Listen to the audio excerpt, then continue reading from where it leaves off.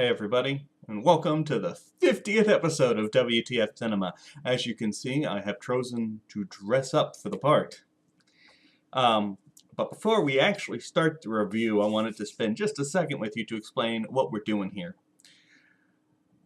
As it's the 50th, I always plan to do something a little special and a little different. Now, I know over the years, some of you have disagreed with a lot of my reviews. Here's the secret, though. I do too. Some of the movies that I've reviewed and torn apart, I really like. Some of them, not so much. So I wanted to use the 50th episode to prove a point. So for the 50th episode, I am going to tear apart my favorite movie of all time. It shouldn't really be that big of a secret that it's my favorite. I mean, the poster's been hanging over my shoulder for every single episode. Oh, God. Something has gone horribly, horribly wrong. Okay. So, once the review begins properly, I will be tearing into the movie that I love. I will not make little excuses for it or say, no, it's okay because I love it anyway. It will be a regular WTF Cinema review of this film. My own opinion will come back in at the very end, as it sometimes does. And I did this to prove a point. And the point is, if you put your mind in the right frame, you can WTF anything. Doesn't matter if it's good or bad. You can WTF anything. Now, for the most part, almost always, I WTF movies that I feel really have it coming. Sometimes I do reviews out of anger, like Brotherhood of the Wolf, wasting so much of my time, or Naked Lunch over here. Oh, a review that still gets hate mail. Anyway, I think I've wasted enough time, so we're going to go ahead and start the 50th episode now and watch me tear into a movie I love, and then I'm going to find out who's been messing with my movie posters. See you in a minute.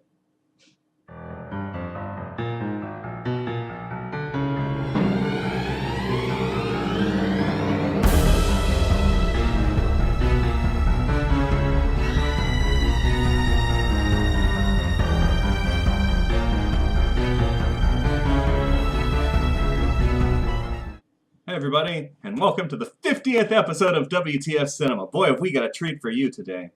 But let's talk first about genre blending. Now, genre blending can be a lot of fun. It's a good way to bring fresh ideas into an old concept. For example, who doesn't love a good sci-fi comedy? I said a good one. That's better, yeah. Or you could even have a zombie romance film. I'm not saying it set the world on fire, but it wasn't bad. But sometimes, like with any idea, you can take the concept of genre blending a little too far.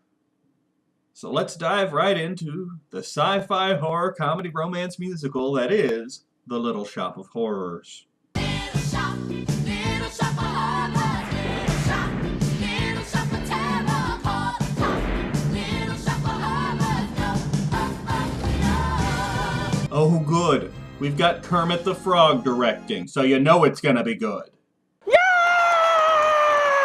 So our film opens with a large, dramatic text crawl that gets increasingly vague.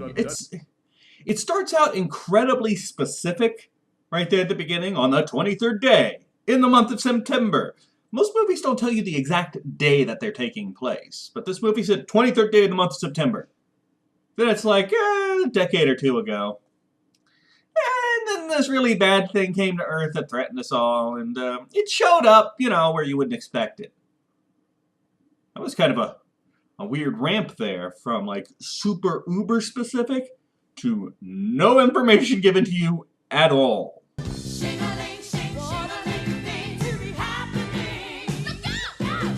Okay, even I can't deny these songs are pretty catchy. So this trio is supposed to be our Greek chorus. Their job is to drive the story forward and to help keep us in the story. They attempt to affect the story exactly once, and it doesn't even do anything. Their real job is to wear a lot of different pretty outfits and sing and dance for us. Although, they do have magical powers. Watch them as they magically make sure that rain never falls where they walk. As they walk across the street, you can actually see this big circle of no rain follow them, so that their pretty hairdos do not get ruined. Are they the eldritch horror that threatens humanity? I'm betting yes so far. To prove my case, they continue singing all the way down the basement stairs, and then they use their magical powers to force our hero, Rick Moranis, to collapse the shelf onto himself. They are evil. We also meet our love interest for the film, and to prove she's a super classy dame, we start our camera at her ankles and slowly tilt our way up. All we're missing is a sleazy saxophone solo. Who knew Siler's mom was a streetwalker? So we get a lot of detail very quickly here. Mushnik runs the flower shop here in Skid Row, and he's Jewish. He's an over-the-top Jewish stereotype. That's really his entire character. Audrey, the streetwalker from before, has an abusive boyfriend, and Rick Moranis is a klutz who's secretly in love with Audrey. That's kind of everything we need to know about these guys. I mean, everything. We're like 5 minutes in, and we have as much backstory on them as we're ever going to need. Thank God we've got all the singing and dancing to make up the rest of the movie runtime. Where they rip your slips, where relationships are not good. Okay, now, I saw this movie for the first time as a very small child, and despite it being a movie about a man-eating plant that wants to take over the world, should I have said spoiler alert? Sorry. This moment coming up here is the only part of the movie that scared me. Still does, actually. Or I'll rot here downtown, and I will I'll get out of here downtown. I start climbing uphill and get out of here. Someone tell me I still could get out of here. Okay, now, I know it's just homeless people and not like zombies trying to crawl through the fence at him, but in my opinion, if you're walking downtown and all of a sudden you see a mass of homeless people trying to climb over a fence to get at you, it's okay to be scared. Apparently, Mushnik's flower shop is not a booming business, which is a shocker, because you'd think a store that sells only luxury items like flowers that aren't essential to life would do really well in a neighborhood where people can barely afford to feed themselves. Rick has a plan to save the store, however. He has this weird and exotic plant, and he says if we just put it in the window, people will come in to see it. I can see that argument, actually. You know, if I was walking down the street and I saw something really bizarre sitting in a window, I might go into the store and be like, hey, what's that thing? You're still not going to pry the money out of my wallet for flowers when I can barely afford to feed myself, but at least you'll get some foot traffic in the door. In a flashback, Rick tells us about the day he actually found the... Is that the cat from Red Dwarf? So the crew from Red Dwarf traveled back into Earth's past again and accidentally brought along a man-eating plant with them? I knew it! The Dwarfers are responsible for bringing Audrey 2 to this planet. By the way, Audrey 2 is the name of the plant because gutter trash 2 wouldn't fit on the ceramic pot. So they do this really neat effect of the plant beaming to Earth. But if you look closely, the plant's already there before it beams down. While I'm here, I might as well take $50 worth of roses. $50? Seriously? Have you not seen the flowers in this place? I mean, I guess if you're not making any money, it's hard to keep fresh stock in. My God. I can't imagine going into a place like that and giving them any money for those flowers. Sadly, Rick finds that the only way to keep this mysterious plant alive that's starting to make the business thrive is to feed it human blood. And I think at this point, most sane people would draw a line. At this point, most people would just be like, you know, I don't think anything good is going to ultimately come out of a plant that wants blood. At the very least, if it were me, I'd go running up to my friends and be like, dude! I'm assuming it's a guy I'm running up to. Dude! I've got this weird, freaky plant and it drinks blood! To which any sane person would respond, burn it! Alright, I've seen this movie at least 50 times. And I have never understood this scene. As a little kid, I thought, maybe the plant just like butts. As an adult, I don't have a much better response. Is it because the skirt is red, like the color of blood? I mean, the plant doesn't have eyes, so I don't know that color is necessarily going to attract it, and that seems kind of a dumb move for a plant planning on taking over the world.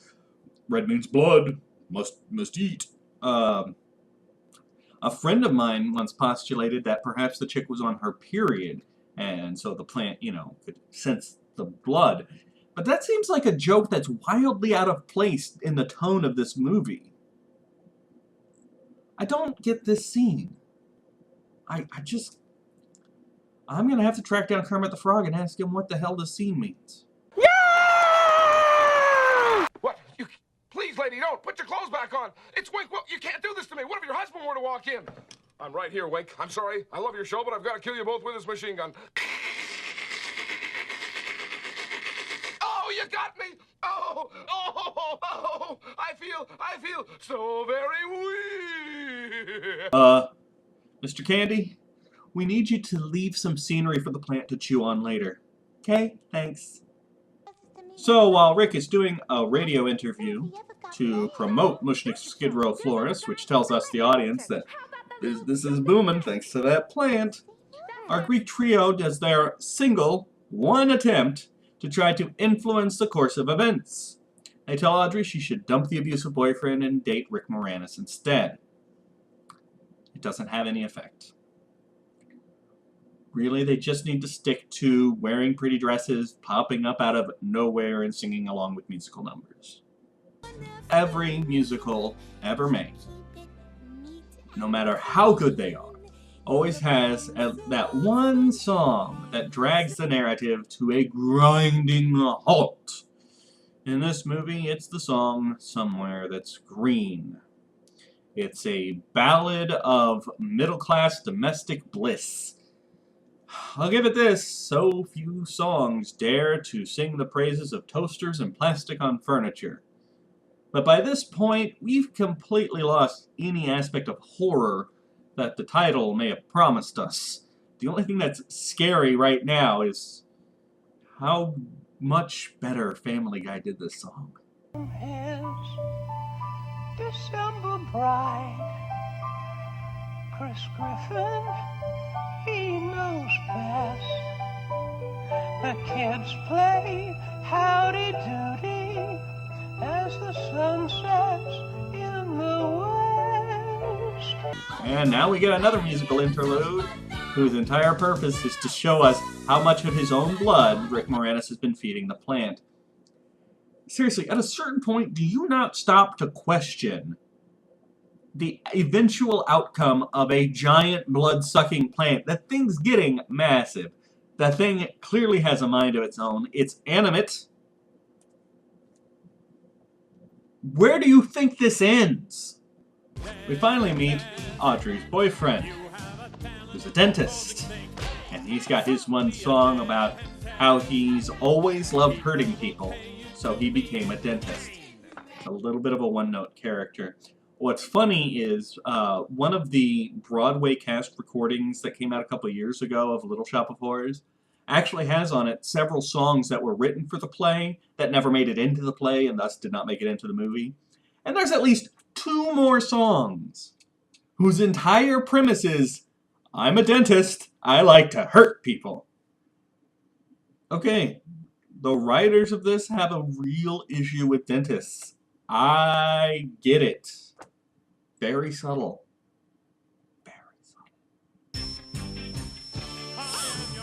Apparently somebody somewhere really liked this visual, because 20 years later, despite the fact that he's probably only got like a pint and a half left of blood in him, the plant starts begging him for more. That's right, the plant talks. The plant can sing. I don't know how many more times I can cover this, but when your giant, bloodthirsty plant starts actively asking you to give it more blood and even go out and murder people to supply it with that blood, it's really time to examine where you think this is going to go. What good can ultimately come from a giant, man-eating, sentient plant? But apparently Rick Moranis is easily led. I mean, after all, he did do 3 Honey, I Shrunk the Kid movies, because the plant convinces him to go out and murder the dentist so that the plant can eat. I get that the dentist is a bad guy. But you're a good guy. You're a decent person. And, you just let a plant talk you into going and murdering somebody, Son of Sam.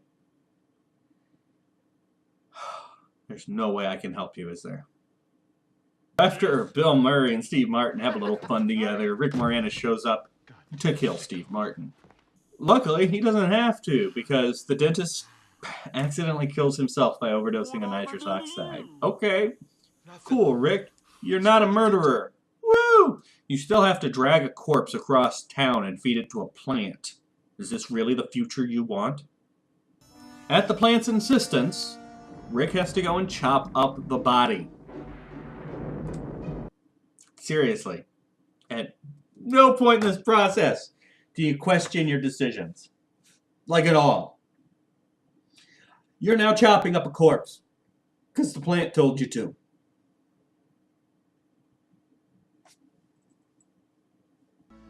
Following the death of her boyfriend, Rick Moranis manages to convince Audrey to start dating him, thanks to a song. Talk about low-hanging fruit. Oh my god. Her boyfriend just died, and she's ready to just cling to the next guy that comes along. And they hook up in front of this totally realistic-looking sunset. To be fair, Rick Moranis does know a little something about the power of song. She real good looking. Oh, I would give my heart a real start. I want it so badly, I would give it real gladly. How can I tell her if I can't even spell her? I wanted to discover that I really do love. Another thing you really start to notice in this particular song is that the chick playing Audrey actually has a really good singing voice. But that obnoxious character voice that she has to do, like, cancels it out. But as you listen to this song, you can almost hear talent and ability trying to break through the character. It does not succeed. Suddenly, Sigma is standing beside me. He don't give me orders. Unfortunately, Mushnick saw Rick chopping up the corpse. So he proceeds to blackmail Rick Moranis. You know, give me the plant, get out of town. Maybe in 40 years or so you can come back. That's totally not the voice he uses. I just don't feel like trying to do a Jewish stereotype because I feel like I've offended enough groups on this show. Anyway, this blackmailing session ends about as you'd expect. Sir? Okay, just the night before, you insisted I go out and chop up the corpse. But now you're eating people whole. Well, I guess that's good news. I don't have to chop up bodies anymore. Yay, now I just have to keep bringing you victims. Never gonna question this. Guilt-ridden and desperate, Rick Moranis decides to take all the money he's been getting from all of these endorsements and TV deals and commercials, and he's gonna elope with Audrey. They're gonna run off together, and he's just gonna leave the plant where it is. Our hero, ladies and gentlemen, because of his short-sightedness, he has actually created a threat to humanity. He has created this giant, monstrous, man-eating plant that is now capable of just eating its own victims.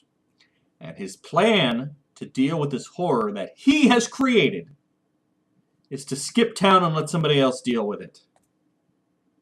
Hooray!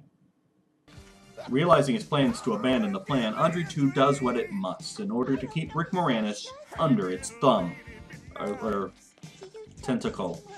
And speaking of tentacles, this scene's really uncomfortable. It's almost a relief when the plant starts munching down on Audrey.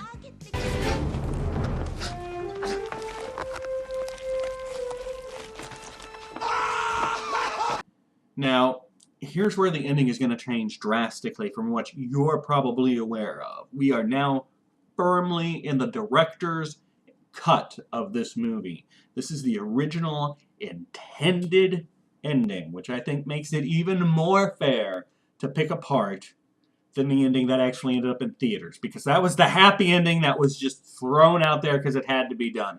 This is what the director wanted. This is Kermit the Frog's vision. So, because of her very minor, non-threatening wounds, Audrey dies. But before she does, she begs Rick to take her corpse and feed it to the plant. Her theory is that by giving her body to the plant, she'll always be a part of the plant. She'll be somewhere that's green, and they'll be together forever. I want you to try and imagine anybody, anywhere, thinking this. Hey, this giant monster that you created and didn't tell us about has killed me. All I want from you is to take my dead body that was created by the monster that you created and feed it to that vile monster that murdered me. That way, we'll always be together. That does mean that in order for us to always be together, you're gonna have to keep killing people and feeding them to the plant. So once you feed me to the plant, go out and find more victims so we can be together forever. And by the way, I'm just gonna pass through whatever the plant has that passes for a digestive tract. Even weirder than that line of logic, he does it. He lovingly hands his bride-to-be into the massive monster that's destroyed his life and his love. And then he does the only logical thing he can do. He prepares to kill himself by jumping off a building. Dude. May I call you dude? Dude. Seriously. You created a monster. You fed it blood. And then when it got bigger, you fed it more blood. Then you fed it victims. You learned it can sing and dance and talk. You learned that it has not just a mind of its own, but a thirst for human flesh. You watched it eat your friend. You watched it kill the love of your life. It ruined your life. And when faced with that reality, your plan is to kill yourself. And leave the giant monster plant behind for somebody else to deal with. And by the way, nobody else knows this thing is a threat. Do you know how many corpses it's going to claim before somebody starts to realize maybe the plant is a threat? Nobody knows this thing is sentient or a man-eater. And they have no reason to think so. It's going to kill the world. And you don't care about any of that. Why are you the protagonist? It isn't until an advertising executive stops him seconds before he leaps off the roof to show him, hey, we've got this great idea. We take cuttings from the plant, we make millions of Audrey 2s, and we sell them everywhere. That Rick Moranis finally puts together in his head, oh my gosh, the plant's going to conquer the world. Really?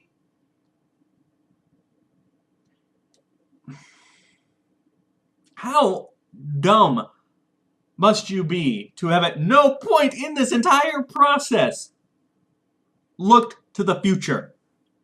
At no point did you question where this man-eating plant thing was gonna end. Not once did you go, huh, wonder what the end game is here. Also, it's kind of weird that the advertising executive was able to track him to a random rooftop in Skid Row. Like, how'd you pick the right roof?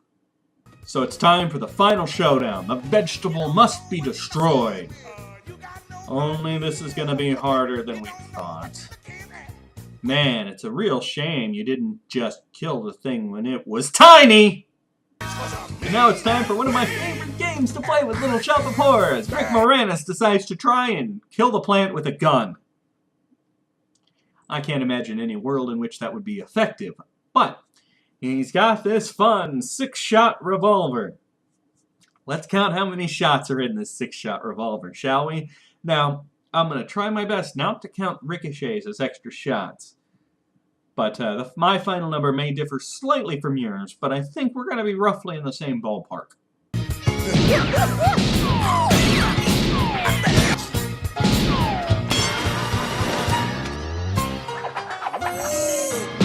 Wanna save your skin, boy? You wanna save your hide? You wanna see tomorrow? You better step aside. Better take a tip, boy. Want some good advice? That's a lot of shots for a 6-shot revolver. So yes, when your garden variety meat nerd goes up against a tentacled monstrosity from outer space, the end results are pretty much what you'd expect.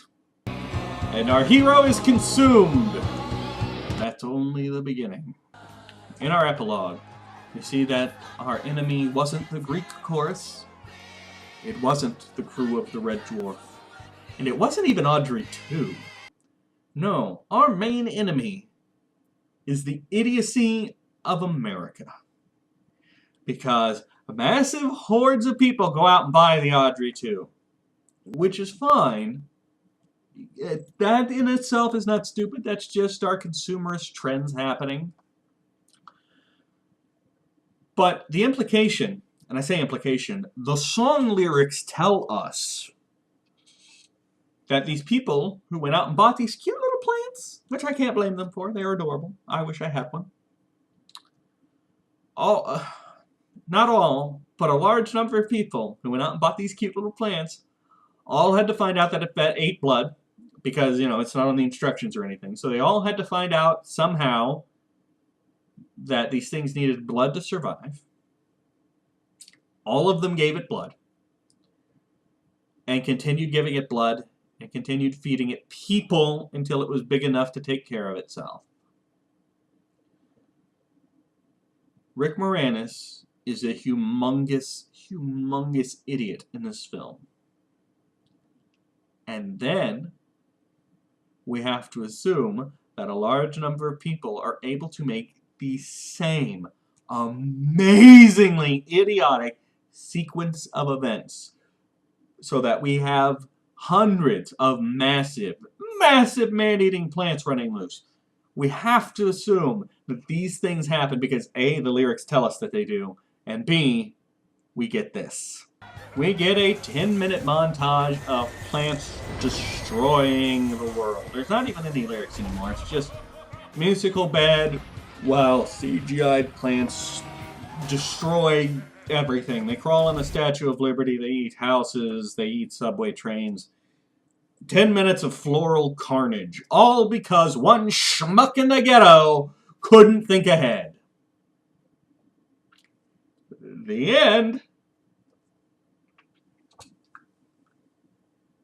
This film is, at its essence, supposed to be a Faustian tale. Now, for those of you not familiar, a Faustian tale is basically a deal with the devil story. And how those normally go is a person down and out on their luck makes a deal with the devil. However, they don't normally know it's the devil until it's too late.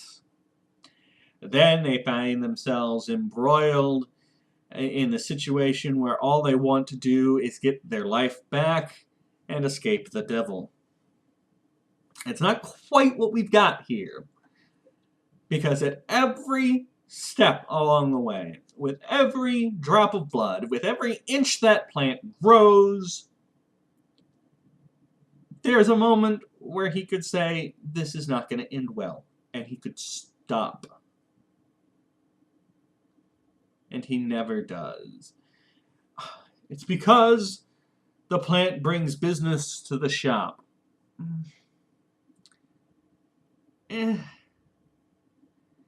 Cost-benefit analysis, buddy. It's great that business is coming to the shop. That thing wants you to murder people. The shop I work at's doing well. Murder. The girl I like likes me back. It must be because of the plant. Dude, the plant does not have magic powers. The plant eats people.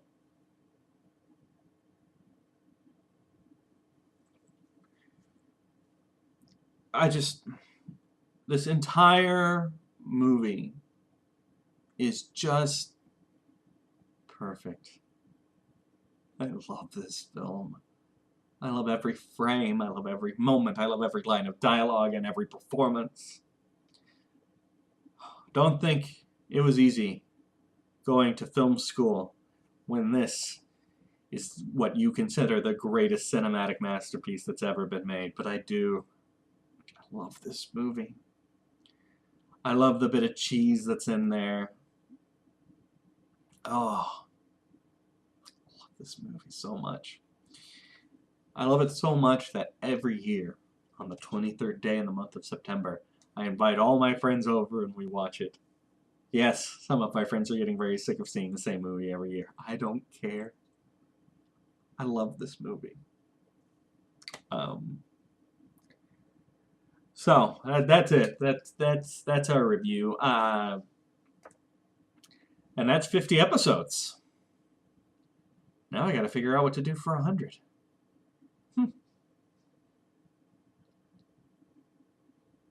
Perhaps I'll try and figure it out on my own. Thanks for coming by. Thanks for sticking with me for 50 episodes. Hope you're here for the next 50. Hell, I hope I'm here for the next 50. I'll see you guys later.